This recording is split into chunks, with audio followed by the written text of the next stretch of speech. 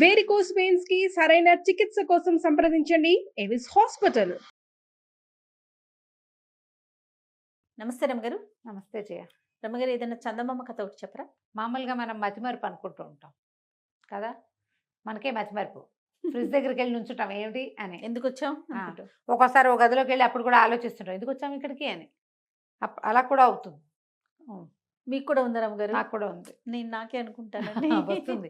నీకు అప్పుడే రాకూడదు, నాకు రావచ్చు. నాకు వచ్చేసింది రమగారు. ఏం చేయమంటారు చెప్పండి? గుంజీలు దిగి నీకు తగ్గిపోతుంది, సన్నగా అవుతావు నువ్వు చక్కగా. ఎవరైనా అంతే, మంచి రెమెడీ. సహజంగా ఉంటుంది జయ. ఇప్పుడు అది పిల్లల్లో ఉందనుకో, మనం ఏం చేస్తాం, మతిపరుపుని కొన్నాళ్ళకి యాక్సెప్ట్ చేసేస్తాం అంతే కదా. యాక్సెప్ట్ చేయకూడదు, వాడిని తీరిపెట్టాలని ఈ కథ చెప్తుంది అనమాట. సరైన చోట పెట్టాలి వాడిని, ముందు మనం పెట్టుకోవాలి.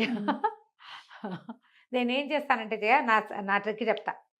ఫ్రిడ్జ్ దగ్గరికి వెళ్ళి నుంచునా, ఫ్రిడ్జ్ తీసాక గుర్తు రాలేదనుకో, టకీమని ఎక్కడి నుంచి ఫ్రిడ్జ్ దగ్గరికి వెళ్ళానో అక్కడికి వెళ్ళిపోతాను నేను. బ్యాక్ వెళ్తాను. అక్కడికి వెళ్తే అక్కడ వస్తువులు చూస్తే గుర్తొస్తుంది జయ. నాకు మతిపరుపు అనుకోకూడదు. అది ప్లాన్. నాకు ఒక విషయానికి ఎక్కువగా మర్చిపోతాను రమ్మగారు. ఇప్పుడు ఎవరితోనో మాట్లాడుతున్నప్పుడు నెంబర్ సేవ్ చేసుకుంటాను కదా, ఆ పేరు మర్చిపోతావా? ఏమని సేవ్ చేసుకుంటానో మర్చిపోతానండి. వాళ్ళ ఒరిజినల్ పేరే పెట్టుకోవాలి. కాంటాక్ట్ అంటే డాక్టర్స్ చాలా మంది డిఫరెంట్ ఫీల్డ్స్ ఉంటారు కదా రమ్మగారు. ఏం సేవ్ చేసా, మొత్తం కాంటాక్ట్ లిస్ట్ అంతా వెతకాల్సి వస్తుంది. అది మెయిన్ ప్రాబ్లం. అదే ఏం చేయాలి చెప్పండి రమ్మగారు? వాళ్ళ పేరు గుంజీలు తీయటమే. దానికి వాళ్ళ పేరు, డెసిగ్నేషన్ కరెక్ట్ గా రాసుకోవాలి చేయ. నీకు తట్టినట్టు రాయకూడదు, ఎగ్జాక్ట్ గా పెట్టాలి. ఎగ్జాక్ట్ గా పెట్టాలి. కార్డియాలజిస్ట్ అని పెట్టి, కార్డియాలజిస్ట్ రాజు గారు, కార్డియాలజిస్ట్ సుబ్బారావు గారు, కార్డియాలజిస్ట్ శ్రీనివాస్ గారు అని రాస్తే కార్డియో కొట్టంగానే మొత్తం కార్డియో లిస్ట్ అంతా వచ్చేస్తుంది. నీకు కావాల్సిన రాజు గారు, సుబ్బరాజు గారు, ప్రసాద్ గారు వెతికేస్తా. నేనేం పెడతా, డాక్టర్ అని పేర్లు పెట్టేస్తా. అప్పుడు డాక్టర్ అంటే 250 డాక్టర్లు వస్తారు, చచ్చిపోతుంది ఐఫోన్ అయినా కూడా. అలా కాదు, నేను చెప్పిన ప్లాన్ ష్యూర్ గా. కార్డియో వేరు, స్కిన్ వేరు, హార్ట్ వేరు. హార్ట్ అంటే అదే మన గైనిక్ వేరు, అలా పెట్టుకో. గైనిక్ పద్మ గారు, గైనిక్ ఉష గారు, గైనిక్ నాగమణి గారు, అంతే. నేను అలాగే పెట్టుకుంటాను. నా ప్లానే అది. సూపర్. చెప్తాను. పూర్వం అట ఒక గ్రామంలో ఒక కలిగిన కుటుంబమే ఒక కుటుంబం ఉండేది. వాళ్ళకి 4 అబ్బాయిలు. 4 అబ్బాయిలు అయితే ఒక 20 ఎకరాల పొలం ఉండేది. ఆఖరి అబ్బాయి పేరు విశాలుడు. ఇది ఎక్కువ కాలం అయి ఉండదు, 90sలో వచ్చిన కథ ఉంటుంది చందమామలో. నాకు గుర్తుండి జొన్నలగడ్డ రామలక్ష్మి గారు రాసిన కథ ఇది. చాలా బాగుంది, బాగా రాశారు, చాలా చక్కగా కరెక్ట్గా విషయం అటు ఇటు పోకుండా కూర్చోబెట్టారు చక్కగా. కరెక్ట్గా దీనికి రెమెడీ ఏంటి అనేది బాగా రాశారు. అయితే ఈవిడ ఈ విశాలుడు మతిమరుపువాడు. చిన్నప్పటి నుంచి అన్నం తిన్నానని మర్చిపోయేవాడు, తిన్నది మర్చిపోవటం, తింటూ ఏదో ఆలోచిస్తూ ఉండటం, ఎక్కడికైనా పంపిస్తే ఏ పని మీద వెళ్ళాడో మర్చిపోయి రావటం, ఏదైనా వస్తువు చేతికిస్తే అది ఎక్కడో చోట పెట్టేస్తే అది ఎక్కడ పెట్టాడో గుర్తు రాకపోవటం. పిల్లాడు మందమతి కాదు, మతిమరుపు. ఇక వాడి మతిమరుపు విసుగు పుట్టేది ఇంట్లో. ఏ సంతకు పంపించినా చెప్పిన వస్తువుల పేర్లు మర్చిపోయేవాడు, ఎన్ని చెప్పామో మర్చిపోయేవాడు, డబ్బులు ఎంత తీసుకురావాలో మర్చిపోయేవాడు, అన్నీ మర్చిపోవటమే. పెద్ద అన్నయ్యలు 3కి పెళ్ళిళ్ళు అయినాయి. అమ్మా నాన్నకి పిచ్చి దిగులుగా ఉండేది ఈ పిల్లాన్ని చూసి. ఏం చేయాలో తెలిసేది కాదు వాళ్ళకి. వాళ్ళ అన్నయ్యలు 3 వీళ్ళు ఇట్లా బాధపడుతున్నారండి. నాన్న మేమంతా సెటిల్ అయ్యాం, మా దారిని మేము ఉన్నాం, 20 ఎకరాల పొలము వాడికే ఇచ్చేసేయండి, మాకు అక్కర్లా, 4కి 4-5 రావాలి కదా, వాడికే ఇచ్చేయండి, పొలం అంతా వాడికి ఇచ్చేయండి. వాడేం సంపాదించలేడు ఈ మతిమరుపుతోటి, ఏం పని చేయలేడు, ఏం చేసినా అన్నీ మర్చిపోతాడు. పోనీయండి, మేము మా దారిని మేము వ్యాపారాలు అవి ఇవి చేసుకుంటాం, ఆస్తి వాడికి ఇచ్చుకోండి, మీరు బాధపడద్దని పిల్లలు చెప్తూ ఉండేవాళ్ళు. వీళ్ళకి ఏమనిపించేది, ఇప్పుడు ఆస్తి ఇస్తే మాత్రం వీడి మతిమరుపుకి ఎవడైనా వీడికి 2వ రోజుకి టోకరా వేస్తాడు, అంతేగా, ఈజీగా మోసం చేస్తారు. ఈ మతిమరుపు పోగొట్టాలి ఎలాగా? ఏవేవేవో చేసేవాళ్ళు, ఏం చేసినా వాడిలో మార్పు లేదు. పెద్ద అయ్యే కొందికి వాడి మతిమరుపు పెరిగిపోతూనే ఉంది. వాడు మర్చిపోతాడని వాడికి ఏమైనా వైద్యాలు గీజ్యాలు ఉన్నా వాళ్ళ అమ్మ వదినలోనే హ్యాండిల్ చేసేవాళ్ళు.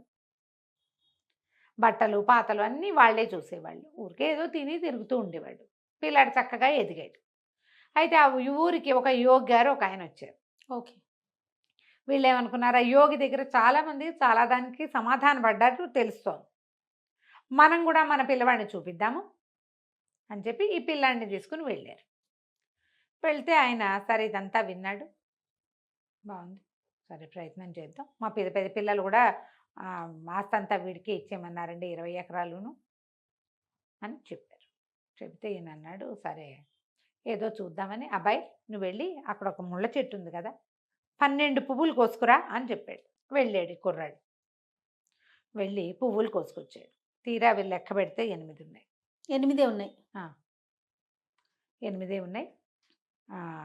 వీళ్ళకి కొన్ని ముళ్ళు గుచ్చుకున్నాయి. ఈయన అన్నాడు, అదేమిటి నేను 12 చెప్పాను, నువ్వు 8 తెచ్చావు అనేసరికల్లా కుర్రాడు అన్నాడు, అయ్యో నాకు ఎలా గుర్తుంటుందండి, నేను అసలు మతిమరుపు వాడిని, మతిమరుపుతోటి 8 చెప్పారో గుర్తులేక ఇవే తెచ్చాను, అయ్యో నీకు ముళ్ళు గుచ్చుకున్నాయి, ఈ ముళ్ళు చాలా ప్రమాదం అన్నాడు ఆయన.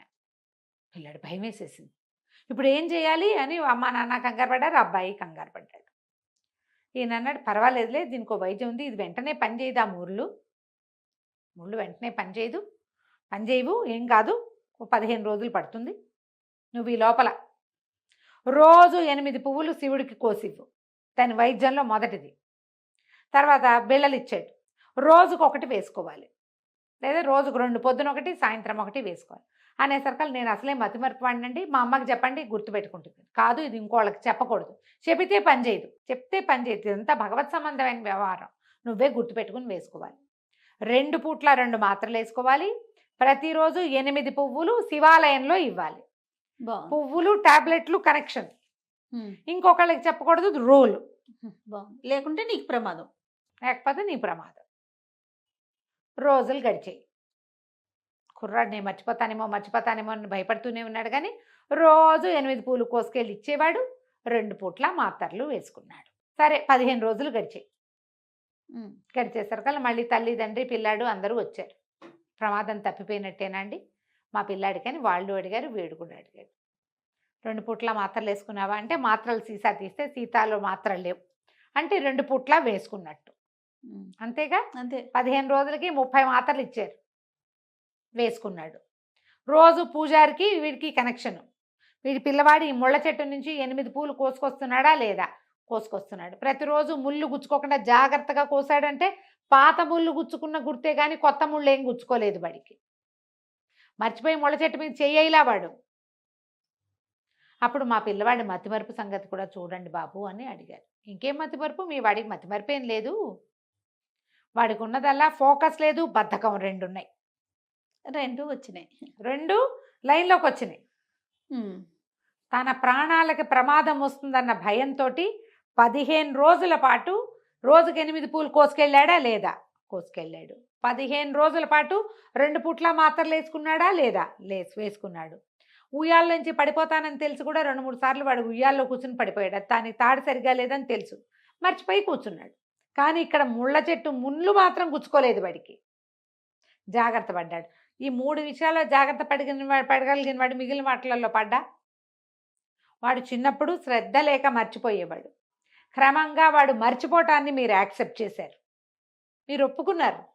వాడు మతిమరుపు వాడని ఒప్పేసుకుని వాడికి ఏ పని చేయలేదు. ఇక మీరు మీ అబ్బాయికి వాడి వాటాకు వచ్చే 3 ఎకరాలు ఇచ్చి బయటికి పొమ్మనండి అన్నాడు. అనగానే 3 ఏంటి 5 కదా నా వాటా అన్నాడు పిల్లాడు. యోగి నవ్వాడు. చూసారా, మీకు 20 ఎకరాల పొలం ఉందని తన వాటా 5 ఎకరాలన్నీ కూడా వీడి గుర్తుంది, ఏమిది ఎందుకు మర్చిపోలే వీడు అంటే, వాడికి గుర్తుంటాయి, వాడికి అవసరమైన గుర్తుంచుకుంటాడు అంతే. మీరు పని చెప్పండి, ఇతన్ని బలవంత పెడితే కానీ చెయ్యడు, అతని మతిమరుపుని ఒప్పుకోవద్దు. ఈ కథ ప్రతి పిల్లాడికి, ప్రతి పిల్లకి, ప్రతి వాళ్ళకి ఉపయోగపడుతుందమ్మా, తప్పకుండా అందరికీ అవసరమే. నీకు కావాల్సినవి అన్నీ గుర్తుంటాయి. చాలా మంది పిల్లలకి సినిమా పాటలు భలే గుర్తుంటాయి, మొదటి నుంచి చివరి దాకా నేర్చేసుకుంటారు. ఇంగ్లీష్ పాటలు కూడా ఆవు అని పాడేస్తారు. అవును. లెసన్ సైన్స్ లెసన్ అప్పచెప్పమంటే గుర్తులేదంటారు, ఫోకస్ లేకపోవటం అంటారు దాన్ని. వాడిని గోడ కుర్చీ వేసి చదివించండి, బాగుంది రమ్మ గారు, అప్పుడు బాగా గుర్తుంటుంది డెఫినెట్గా. ఇప్పుడు మతిమరుపు ఒక ఏజ్ వచ్చాక మెదడులో కొన్ని న్యూరాన్స్, కొన్ని జంక్షన్స్ పనిచేయవు, పనిచేయవు. మేనపాజ్లో ఆడవాళ్ళకి ఇబ్బంది ఉంటుంది, మగవాళ్ళకి ఏజ్తో పాటు క్రమంగా అవసరాలు తగ్గిపోయి జీవన క్రియలు కుంటుబడి ఉంటాయి. పిల్లల్లో ఉండకూడదు. ఎస్. మనకు కూడా ఇది మతిమరుపు సహజం అని చెయ్యొద్దు. నువ్వు బాగా తిని తిరగలిగే స్టేజ్, 4 పనులు చేయగలిగే స్టేజ్, నీ పనులు నువ్వు చేసుకోగలిగేటప్పుడు నీకు 85-90% జ్ఞాపక శక్తి ఉండాల్సిందే. ఒక 5-10% ఎవరికైనా ఎక్స్క్యూజే, పక్కకి వెళ్ళిపోతుంది, ఎక్కడో ఉంటుంది గ్యారంటీగా. ఎక్కడా లేకుండా పోతుంది అనుకో, అప్పుడు కష్టం. మీరు ఈ ఏజ్లో, నా ఏజ్లో కానీ నీ ఏజ్లో కానీ అలాంటివి ఉంటే వాటిని పోగొట్టుకోండి. బోల్డ్ అని బ్రెయిన్ జిమ్లు అవి ఉన్నాయి, ఇలా ఇలా చేసేవి. ఇందాక మీకు రాగానే నేను ఇదిగో చూపించాను ఇది, చూడండి. ఇలా చేయాలి, ఇలాంటివి బోల్డ్ ఉన్నాయి, ఓకే. అవన్నీ చేసుకోండి. లేకపోతే మనకి ముందు కాలంలో ఇప్పుడు కనపడుతున్నది చిన్నపిల్లల్లో అనారోగ్యాలు, అంటే ఏమనాలి, మెంటల్లీ ఛాలెంజ్డ్ కిడ్స్ కనపడుతున్నట్టుగానే పెద్దవాళ్లలో ఇదివరకటి కంటే ఇప్పటికే డిమెన్షియా, అల్జైమర్స్ పెరిగినాయి కేసులు. అవునండి. ఒంటరితనము, బ్రెయిన్కి పని లేకపోవటము, ఆఖరికి 2 2 4 2 3 6కి కూడా క్యాలిక్యులేటర్ వాడడము. నేను ఇది ఇంకో మాట చెప్తాను, షాపుల్లో చాలా చోట 2 వస్తువులు తీసుకున్నాం, ఒకటి 250, ఒకటి 200, క్యాల్సీ తీస్తారు. అవును. ఏమిటి 250, 200, 450 చేయటం రాదా మీకు? వాడట్లేదు. వాడట్లేదు, అది తప్పు. చిన్న చిన్న అమౌంట్స్కి క్యాలిక్యులేటర్ తీయబోకండి, బ్రెయిన్ని వాడండి. ఎక్కడైనా క్రాస్ వర్డ్ పజిల్స్ కానీ సూడోకు లాంటివి కానీ ఉంటే చెయ్యండి, బ్రెయిన్ని యాక్టివ్గా ఉంచండి. ఓకే రమ్మగారు. కథ కంచికి మన ఇంటికి. రైట్ అండి. నమస్తే.